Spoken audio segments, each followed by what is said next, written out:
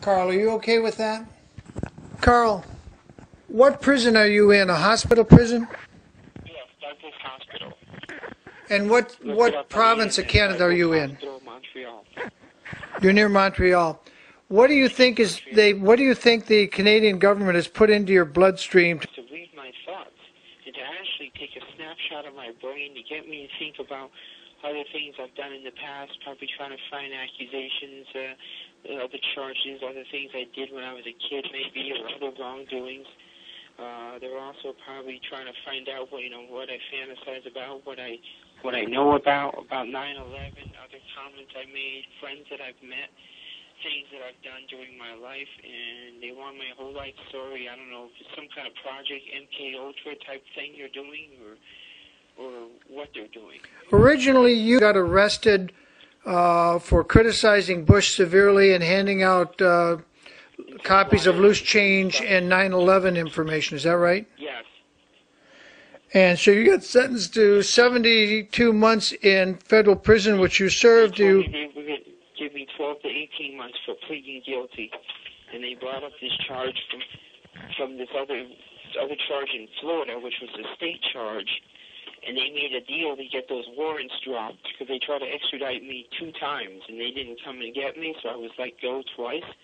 And they still kept the warrants on me after spending 90 days in jail and beating, fighting the extradition, contesting the extradition. After spending 90 days in the jail, they said no governor's warrant. They didn't get the governor's warrant in time. So what they did, charges were supposed to have been dropped, but they stayed in the system. And then a year and a half later, the federal prosecutors, Paul McNulty, made a deal that we'll call those Florida prosecutors and make those warrants go away as part of the package, as an inducement for the plea, is what they called it, an inducement, to get these charges dropped from another jurisdiction. And then they turn around, the pre-sentence report told me what I supposedly did to this woman. Okay, I'm sorry. The guy's yelling. He's like, come on, and so man. the Canadians now have you arrested and in custody for being a criminal in the United States, even though you didn't commit any crimes in Canada. Yes. Do I understand that correct? Yes. And they're not going to release you, and they won't ship you back to the United States? No, well, they might try to charge me with treason or something once I get back to the States, so I don't want to go back to the States. I want to stay here in Canada. Are they treating you better? Are they treating you better in the Canadian prisons than they did in the U.S. prisons? There are some better things here, but there's some better things that I had when I was in Butner, North Carolina. Like we could go every day to rec. Every day we can go out, go to the library, to the chapel, they have a law library. Here they don't have one. Okay, and you think they've got these micro robots in your bloodstream and in your brain, and you say you can feel them going through your body?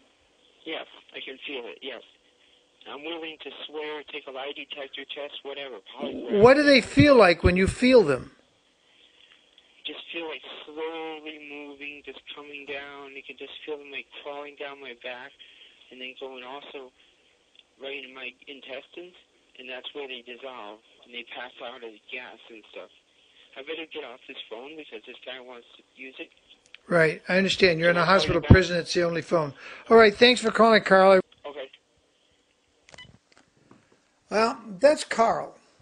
He's calling us pretty continually. His is a strange case, but if he's right, and I don't know that he is, but if technology is moved to the point where they can monitor your intentions of your thought and what you're thinking about and actually get down to knowing what you're planning to do in the next 10 minutes or the next day or two, brain scan technology has gone a lot farther than I ever thought it could.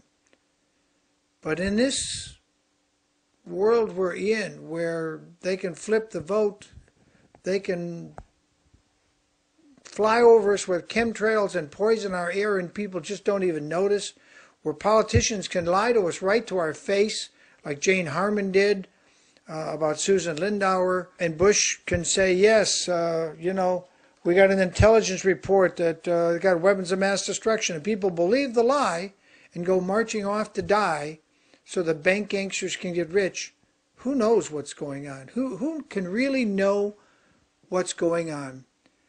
I think Tim Cox at GOOH, G-O-O-O-H, that's G with 3 O's and an H, Go, has a good plan. It just has one weakness. The first order of business to those Congress people should be to increase the membership of the House until each district is only 30,000 people per House rep, as the Founding Fathers intended that should be the limit. And then we might be able to restore real constitutional government by we the people and do things that actually benefit peace and the people and not benefit an elitist group of murdering thugs I call the bank gangsters. Anyway, that's my thought. That was a call from Montreal, hospital prison. Obviously, somebody's got Carl incarcerated because they think he's mentally unbalanced, and he might be.